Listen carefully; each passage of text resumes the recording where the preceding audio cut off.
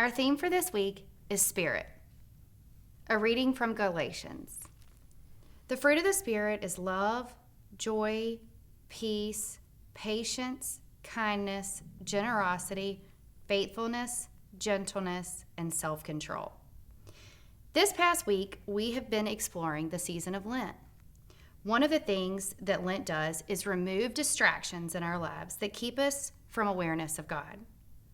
We fast to remove habits and sins that occupy our minds. But Lent is also a time for building up. In Sunday school, remember, we talk about filling up other people's buckets.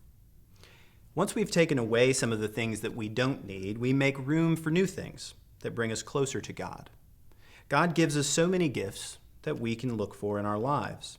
And through prayer and practice, we can help to grow these gifts. In the passage we just read, the Apostle Paul calls these gifts the fruits of the Spirit. These fruits are the signs of God's presence in the world, and we can look for these as we build our lives more firmly rooted in faith. So this week we will look at 7 of these gifts, beginning with the first one, which is love. A reading from 1 Corinthians. Love is patient, love is kind. Love is not envious or boastful or arrogant or rude. It does not insist on its own way. It is not irritable or resentful.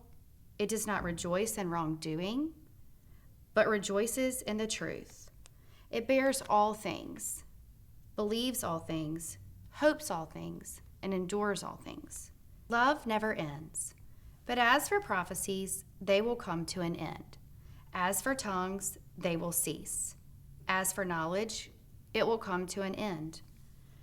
But we know only in part, and we prophesy only in part. But when the complete comes, the partial will come to an end. And now faith, hope, and love abide. These 3, and the greatest of these, is love. Some food for thought for this week. Think about that passage that we just read. What does love look like? Can you think of a time when you saw love in action? And does that experience have anything in common with the words that we've just heard? And how can you fill someone's bucket this week? Think about 3 people you love and how you can fill their buckets.